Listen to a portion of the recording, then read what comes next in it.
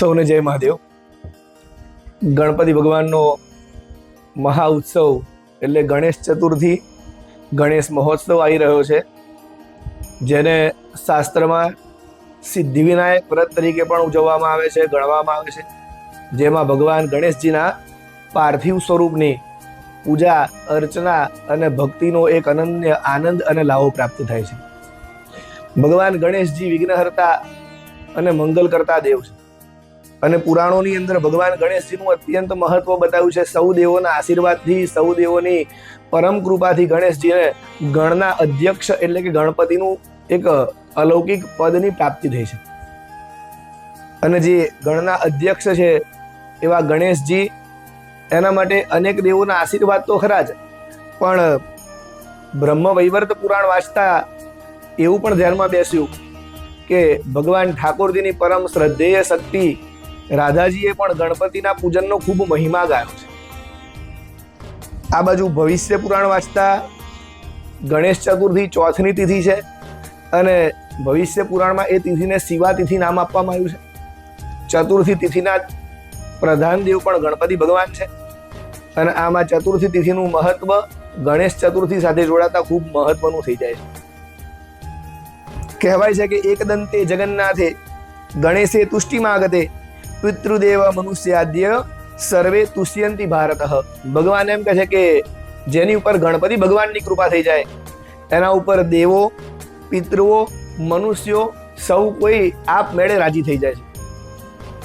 ગણપતિ ભગવાનના ઉત્સવની વાત કરીએ, એનો સહેજ ઇતિહાસ જોઈ લઈએ તો આમ તો અનાદિકાળથી આ ગણેશ ઉત્સવ મનાવવામાં આવે છે, પણ એક સમય જ્યાં એવો આવ્યો કે હિન્દુઓ તૂટવા લાગ્યા, ત્યારે છત્રપતિ શિવાજી દ્વારા હિન્દુઓને એકત્રિત કરવાના માધ્યમ માટે ગણેશ મહોત્સવનું સરસ મજાનું આયોજન કરવામાં આવ્યું અને આ આયોજન દરેક પેશવાઓએ સ્વીકાર કરી અને મહારાષ્ટ્રનો એક ઉત્સવ બની ગયો। સમયાંતરે એ ઉત્સવ ક્ષીણ થયો, અંગ્રેજોનું રાજ આવ્યું, અંગ્રેજોએ આ ઉત્સવને બંધ કર્યો।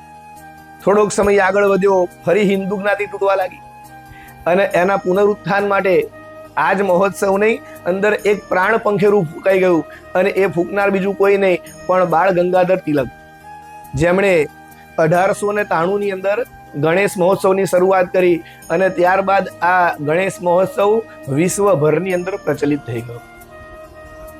આ મહોત્સવ આટલા દિવસ સુધી આપણે ભગવાનનું સ્મરણ ચિંતન કરીએ, ભગવાનની સ્થાપના કરીએ અને ત્યાંથી લઈ અને ભગવાનના એક વિસર્જન માટેનો શબ્દ વપરાય, પણ પુરાણોમાં એની પણ એક કિંવદંતી કથા આવે છે કે જેની અંદર ભગવાન વેદવ્યાસજી જ્યારે મહાભારતની રચના કરતા હતા અને મહાભારત લખવાનું થયું ત્યારે એમને જ્ઞાનના દેવ ભગવાન ગણેશજી યાદ આવ્યા। ગણેશજીને આજ્ઞા કરી કે આપ આવું સરસ મજાનું એક મહાભારત મને લખવામાં મદદ કરો। ભગવાન ગણેશજી એ ઉદ્યમના દેવ છે, એમનું વાહન મૂષક છે અને મૂષક એ ઉદ્યમ એટલે મહેનતનું પ્રતીક છે।